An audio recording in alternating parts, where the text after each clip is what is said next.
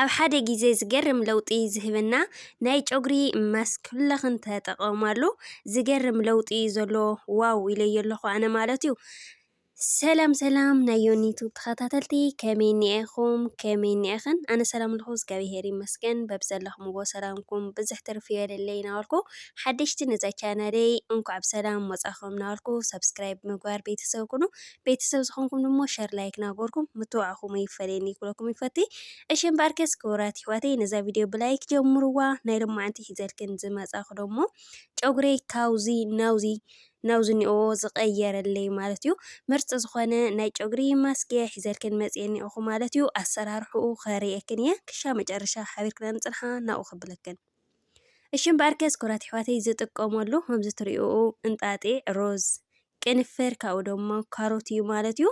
ዓቐን ዝጥቀመሉ ደሞ ክልተ ማንካ ካብ ሮዝ ካብኡ ኸዓኒ ክልተ ማንካ ደሞ እንጣጢዕ ማለት እዩ። ክቡራት ኣሕዋት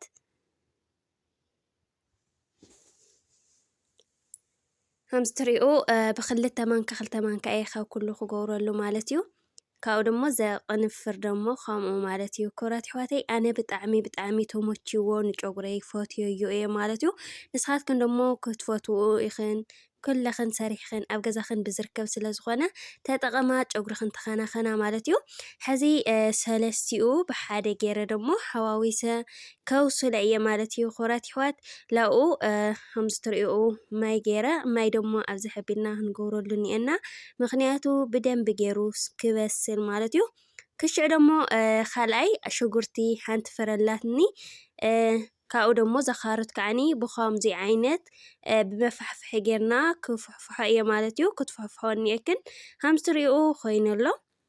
ሕዚ ዝማይማዩ ክነጥፎ እየ ማለት እዩ። ምክንያቱ ከምዚ ገይረ ነጢፈ ዝማይማዩ ስለ ዝጥቀም ማለት እዩ። ክቡራት ኣሕዋተይ ሕዚ ከምዚ ትሪኡ ኮይኑ ኣሎ ዝማይማይ ደሞ ዝይመስል ማለት እዩ። እዚ ዝንጣጢዒ ቅንፍሪ ደሞ ከምዚ ትሪኡ ሸኽሸኽ ናበለና በሰለ እዩ ማለት እዩ።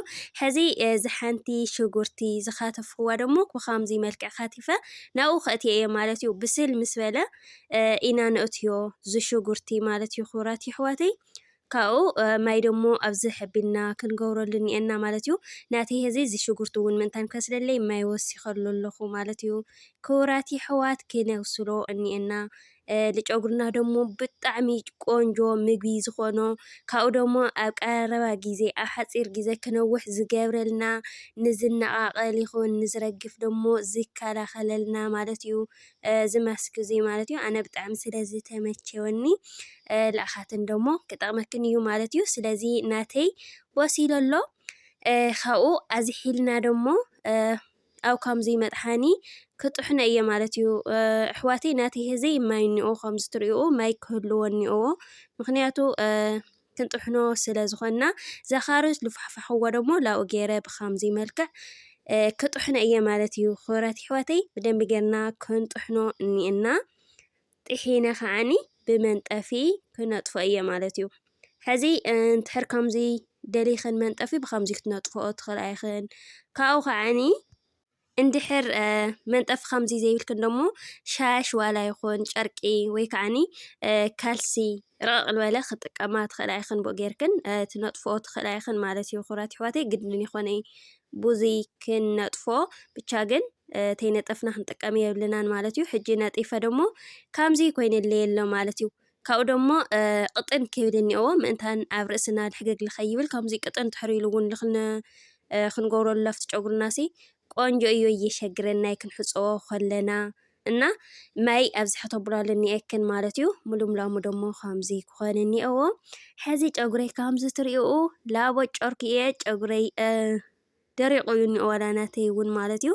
ከመይ ኢሉ ከም ልቕይሮ ክትሪኦ ኢኽን ዋላ ልስላሲኡ ይኹን ዋላ ልምርኣይ ይኹን ንጥዕና ጨጉርና ይኹን ንትቆድኡ ይኹን ንኹሉ እዩ ዝጠቅም እዚ ማለት እዩ። ክቡራት ኣሕዋተይ ኣነ ደሞ ከምዚ ገይረ ሕጂ ክልተ ካፍ ኢለ ክጣስሞ እየ ዋላ እውን ንእሽተይ ዳገርና እናኸፈልና እውን ክንጥቀም ንኽእል ኢና ማለት እዩ። ብዛዕባ ናይ ምጥሳም ፀገም የብሉኒ። ሕዚ ላብኡ እንታይ እየ ክገብረሉ ዘይቲ ኣለና ውዚና ቅንፍር ዘይቲ ዝሰራሕክዎ ላብኡ ትገብራሉ ልኾነ ዓይነት ናይ ጨጉሪ ዘይቲ ዋላ ይኹን ወይ ከዓኒ ዙ ናይ ዕፉን ማነው ናይ ሱፍ ዘይቲ እንተሕዳ ሃሊኩን ዝናይ ብልዒ ሱፍ ለለዎ ማለት እዩ ዋላ እሱ ናይ ለብኡ ትሕር ጌርክናሉ ወይ ከዓኒ ዘይትን እውን ፀገም ለለዎ ይኾነ ማለት እዩ ብቻ ግን እቲ ዘይቲ ንገብረሉ ሩዝ ስለልተጠቐምና ልኡው ናይ ፈርፈር ለልኸየምፀልና እዩ ማለት እዩ ብጣዕሚ እውን ልስሉስ ቆንጆ ይገብረልቱ ጨጉርና እውን ማለት እዩ ክብራት ኣሕዋተይ ከምዚ ገይረ ምስ ሓዋዊሰ ደሞ ናብ ርእሰይ ምግባር ጀሚረ እኒአኹ ካብቲ ስግኦት ሒዝና ክሻውቲ ዘለልኡ ኢና ንገብረሉ ማለት እዩ ጫፍ ጫፉ ከይቃረየ ብደንብ ጌርና ክንስትዮ እኒአና ማለት እዩ ክብራት ኣሕዋት ብልቲ ስጋ ስግኦ ደሞ ንገብረሉ እኒአና ብደንብ ጌርና መሳጅ እናገበርና ማለት እዩ ምክንያቱ ላብ ዘለልኡ ዝበለ ብቻ እንተሕዳ ንገብረሉ ኮይንናሲ ዋና ጨጉርና ጥዕና ክህልዎ ጠንካራ ካብኡ ደሞ ክነውሕ እንተሕዳ ደሊና ኮይንና ካብቲ ስግኦት ሒዝና ኢና ክንገብረሉ ክድካና ኮኖ ንኽእል ማለት እዩ ሕዚ ቅብኣት ክንገብር ተኮይንናሲ ላብ ዘለላ ዘለልኡ ብቻ እንተሕዳ ንገብረሉ ኮይንና ትስጋ ስግኡ እንተሕድ ለይ ንገብረሉ ኮይንናሲ ካመይ ከም ንባላሾ ክለና ንፈልጦ ኢና ማለት ኢና ሕጂ ደሞ ጨጉርና ለውጢ ከምፀና እንተሕዳ ኮይኑ እንተሕዳ ክነውሐልና ኮይኑ ካብቲ ስግኡ ጀሚርና ኢና ክንገብረሉ ዘለና ማለት እዩ እና ዝሓንቲ ገፀይ ወዲአ ላብዚ ሓንቲ ገፀይ ደሞ እሸ ገይረ እኒአኹ ማለት እዩ ክብራት ኣሕዋተይ ንሳ ደሞ ብደንቢ ገይረ ክገብረላ እየ ካብኡ ደሞ ዚ ቪድዮ ሕፅር የቡሎ ኣለኹ ለኣኻትን እውን ልኸይድብረክን ኢለ እየ እምበር ብደንቢ ገይረሉ እየ እቲ ቪድዮ ስለዝቆረፅክዎ እዩ ማለት እዩ ክብራት ኣሕዋት ከምዚ ገይረ ልኩሉ ባይዘወይ ኣነ ዓቐን ጨጉረይ እየ ሰሪሐ ከም ዓቐን ለኣየሲ ብደንብ ኣኺልኒ ጨጉረይ ሰትይዎ ማለት እዩ ካብኡ ከዓኒ ስለዝሰራሕክዎ ኩሉ እየ ገይረዮ ላብኡ ጨጉረይ ማለት እዩ ሕዚ ዋላ ደሪቑ ነይሩ ናየሲ እሱ ግብር ምስ ኣበልኩሉስ ከመይ ከም ድብለ መጨረሽኡ ክትሪኦ ኢኽን ዋላ ክትምሽጦ ኣየሸግረካ ኣይበናጠስ ኣይጥጥቅ ማለት እዩ ብጣዕሚ እዩ ቆንጆ ልኾን ከምዚ ገይረ ሕጂ ስለ ኩሉ ልገብር ኩሉ ብደንብ ገይረ መሳጅ ክገብሮ እየ ማለት እዩ ዝትሪኡ ጠልቂ እዩ ዘሎ እና መሳጅ ክገብሮ እየ ዝስግኡ ደሞ ኣነ መሳጅ ላገበርኩ ድየ ገይረሉ ግን ኩሉ ደሞ ሓዋዊሰ ክገብረሉ እየ ማለት እዩ መሳጅ ክገብሮ እየ መሳጅ ክንገብሮ ከለና ጨጉርና ብጣዕሚ እዩ ቆንጆ ካብኡ ደሞ ትልተዓበሰ ቆርበትና ደሞ ልኽኽፈት ይገብረልና ማለት እዩ ክብራት ኣሕዋተይ ስለዚ ከምዚ ገይረ ደሞ ከምዚ ገይርና ሕዚ ደንቢ ጌርና መሳጅ ንገብሮ ከለና ዋላ ልትርእስኻ ልባዕሉሲ ቅልል ይብለካ ማለት እዩ ካብኡ ደሞ ሳብስክራይብ ደሞ ግበሩ ማለት እዩ ክብራት ኣሕዋተይ ለኣየይ ዓብዪ ሓገዝ ስለ ዘለዎ ሳብስክራይብ ምግባር ኣይትሕመቑ ማለት እዩ ክብራት ተኸታተልቲ ሕዚ ኣነ ወዲኤ ስለ ዝኾንኩ ከምዚ ገይረ ጥቕልል ኣቢለ ደሞ ፌስታል ገይረ ሽፍን ኩሎ እየ ማለት እዩ ፌስታል ጌርና ክንሽፈኖ ከለና ደሞ ብጣዕሚ ሽሉቕ ይብል እቲ ጨጉርና ካብኡ ከዓኒ ልስሉስ ይኾነልና ማለት እዩ ኣነ ሕዚ ኣብዚ ሕዚ ሰዓት ብጣዕሚ ቁሩብ እዩ እኒኦ እና እቲ ከምዚ ገይረ ፌስታል ግብር ከብለሉ ከለኹስ ብጣዕሚ እዩ ሸሊቑ ጨጉረይ ማለት እዩ ሕዚ ከምዚ ትሪኡ ወዲእ ኣለኹ ከምዚ ገይረ ል2 ሰዓት ኣብ ጨጉረይ ተሓፂበ ደሞ ኣፅኒሐ ደሞ ክምለሰክን እየ ማለት እዩ ክብራት ኣሕዋት ሕዚ ተመሊሰ እየ ዘለኹ ፈቲሐ ክሕፀቦ እየ ከመይ ኢሉ ከም ዝሸለቆ ክነግረክን ኣይኽእሊ ብጣዕሚ እዩ ሞይቁ ማለት እዩ ኣብ ቁሪ ሰዓት ሲ ብጣዕሚ እዩ ሞይቁ እዚ ፌስታል ግብር ክነብለሉ ከለና ሽሉቕ እዩ ዝብል ማለት እዩ እና ከመይ ከም ለለ ጨጉረይ ደሞ ረአይኡ ማለት እዩ ውሂፁ ምስቱ ማስክ እውናይ ብጣዕሚ ተቢሉ ማለት እዩ እና ተሓፂበ ክምለስ እየ ማለት እዩ ክብራት ኣሕዋተይ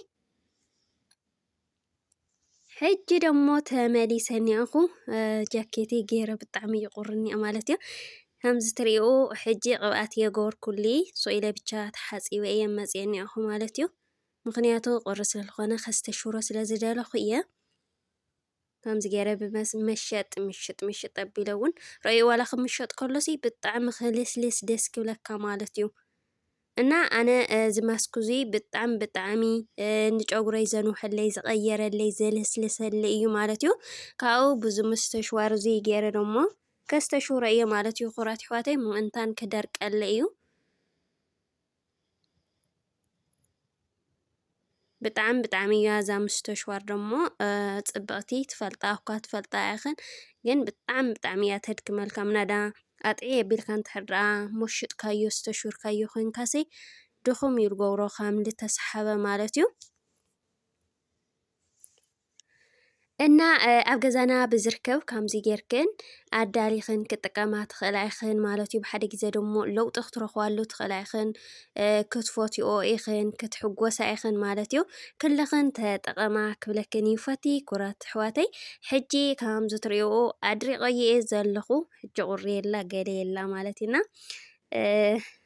ከምዚ ገይረ ልጠንጥኖ ኣለኹ ምስቱ ሓደ ገፀይ ላተተሓሓዘ ስለዝኣብየኒ ላብኡ ዝሓለፈ ገለ እዩ ምእንታን ከስተሽወረል ምስትሽዋር ክጥዕመኒ ኢለ እየ እምበር ክብትኖ እየ ማለት እዩ ኩራት ኣሕዋተይ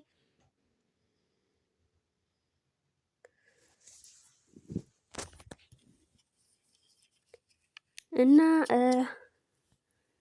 ነዚ ይመስል ኣስተሽዊረ ደሞ ማለት እዩ እንድሕር ረጢኻ ኣስተሽርካዮ ብጣዕሚ እዩ ዘድክም ሰው ኢለ እየ ምሽጥ ኣቢለ እየ እኒአኹ ቁርስ ስለዝኾነ እምበር ሕዚ ከምዚ ገይረ ወዲየ ኣለኹ ማለት እዩ ከምዚ ጌርክን ተጠቒምክን ርእስክን ተኸናኸና ክብለክን ይፈቲ ብጣዕሚ ደሞ ውፅኢት ክትረኽባሉ ኢኽን ክትሕጎሳ ኢኽን ደሞ ማለት እዩ እና ናይ ሎማዓንቲ መደበይ እዚኣ ትመስል ነይራ ሻ ብኻሊእ መደብ ንራኸብ ደሞ ባይ ባይ ሰናይ ቅንያት